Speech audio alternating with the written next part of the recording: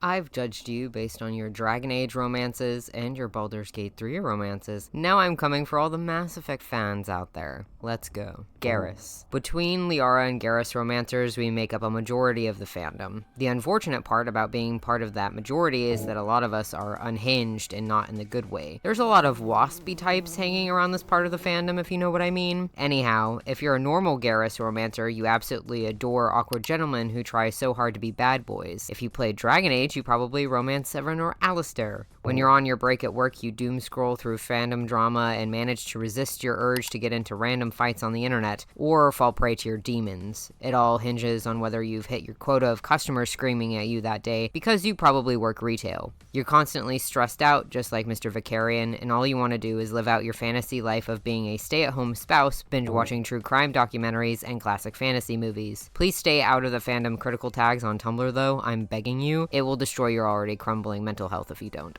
Ashley. I have never met an Ashley romancer in my life, and I am convinced you do not exist. Next. Kaidan. Are you also part of the I accidentally romanced this man in Mass Effect 1 because all the nice responses to his dialogue were apparently flirtatious club, or was that just me? You are a dedicated individual who is loyal to a fault, and you love a man who is a tortured soul, but you didn't want to romance Garrus, so you settled for the guy slightly to the left of him. You also probably started Mass Effect 1 identifying as a woman, and then got to Mass Effect 3 as a trans man, or at least non-binary. The bisexual fumes off of Kaidan allowed you to realize that you too could be whoever you wanted, and I think that's beautiful. You're honestly some of the most normal people I've ever encountered in the fandom, and you kinda keep to yourself for the most part, maybe a little too much. Don't forget to be social, otherwise you might end up in the same community as the truly unhinged Garrus romancers, and nobody wants that now, do they? Liara. I have a rule when it comes to Liara romancers. If you're a cis guy, I keep you at arm's length until I know what your political affiliation is, and if you answer correctly, I'll allow you to speak to me. If you don't answer correctly, I block you and forget that you exist. If you're a woman or another identifying individual, I'll happily have a conversation with you, or at least give your really amazing fan art a like and a reblog on the old Tumblr.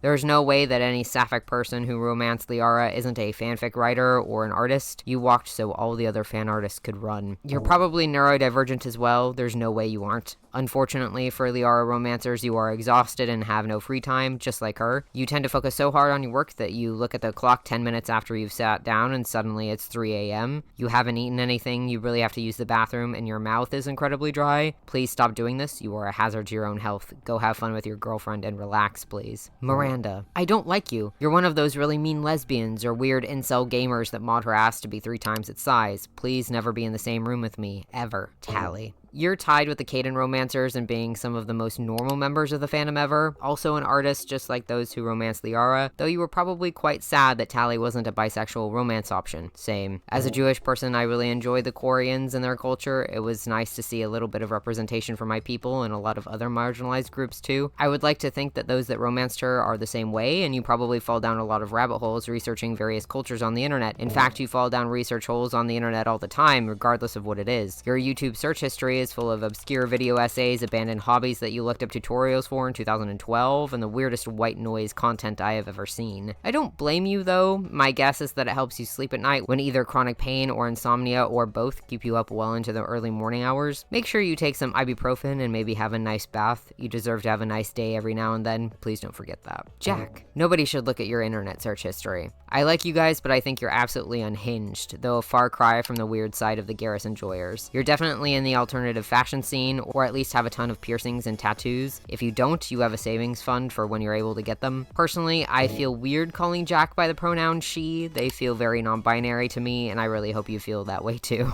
You also really like dogs, either ironically having a Chihuahua or a Pomeranian, or a classically intimidating dog like a Doberman. Gotta have a guard dog for when someone inevitably comes to steal your anime girl PC setup. Don't you deny what you are, you freak. Jacob, doesn't this man break up with you in Mass Effect 3 or something? Hold on, let me look something up. Huh, yeah, are you guys okay? Jacob Taylor enjoyers are very few in number, and I can see why. I am so sorry. If I wasn't broke, I would pay for your therapy because I think you need it. Thane. Speaking of therapy, Gee, what a nice, handsome assassin man. I'm sure you didn't get your heart shattered by him at all. Oh, he dies? Of a terminal illness that cannot be cured or helped with for some reason, even with all the tech the Mass Effect universe has? You don't say. You and the Jacob romancers can huddle together for some psychiatric help because this is too much, honestly. I too love this man so much that I named my cat after him because they both have weird hands. You're a late enjoyer of Mass Effect and somehow didn't get the memo or see any of the spoilers that Thane was a walking tragedy, or you secretly liked it, you sick fuck. Some of the most out there fics and fan art I've seen are by artists who romance Thane, and you know what? Valid. After all, you do have a thing for religious men who are not only fathers, but also who are older than you. I wonder what that's called. I should go look it up. Kelly Chambers. Who? Samara. Mommy issues. Listen, we all love a strong woman who can step on you, nobody is denying you that, but Samara is quite a step further. You just wish there was a longer romance for her so that you could properly propose to this absolute unit of a blue woman. And you know what? I support you. Just keep your spicy stuff to yourself, please. I just know you're into some weird shit. Morinth. No, absolutely not.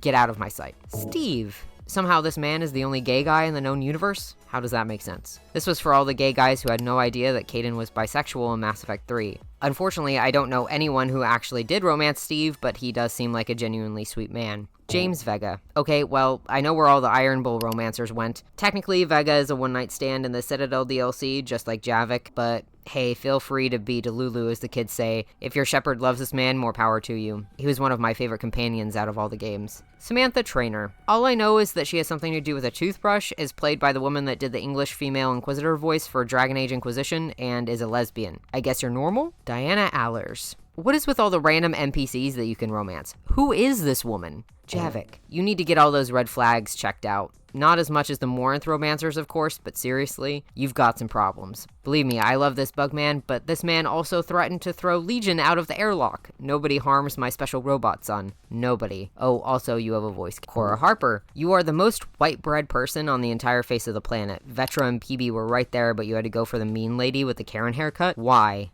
No, I don't want to be friends with you or be anywhere near you. Thanks. Gil Brodie. I have personal beef with you if this man continues to be your canon romance for Mass Effect Andromeda. There's no way on planet Earth anyone enjoys this romance at all. I mean, the guy is a gay man and has a baby with a straight woman, and not by the normal means like IVF or surrogacy. Oh no, this is a straight-to-hell tier romance for me. Get out of my sight. BioWare did so much harm with this one. Liam Kosta. Normal, staying in your lane. The only people I really trust on this side of the Mass Effect fandom other than the Jaal enjoyers. Liam is a really nice guy, and I think he's perfect for the people who were hurt by BioWare's handling of Jacob Taylor from Mass Effect 2. You're the kind of person who takes things personally and is probably quite soft, so when this guy sweeps you off your feet, it's a breath of fresh air. I hope you found the person who treats you like the perfect kind person that you are, just like how Liam treats your writer. Suvi Anwar. I've heard a lot of people romanced her, but I don't think we ran in the same circles. You and the Minthara romancers from my Baldur's Gate 3 video live in the same lesbian commune out in the wilderness somewhere, definitely. Peebee. This judgment comes with some context, okay? Stay with me here. I worked at GameStop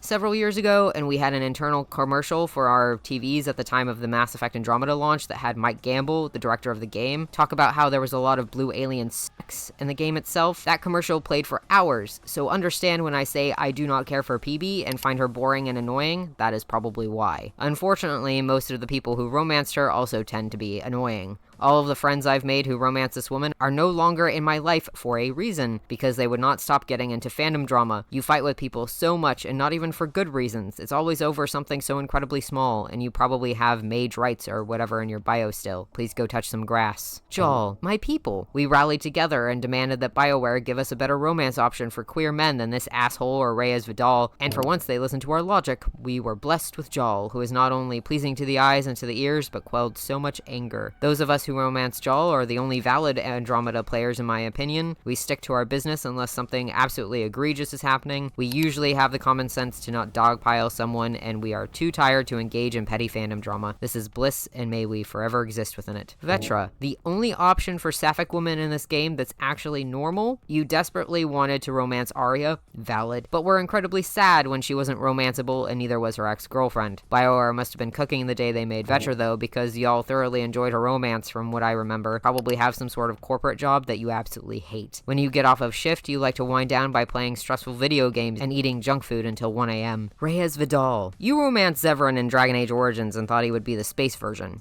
You were right. Kerri T'Vessa. Again, who?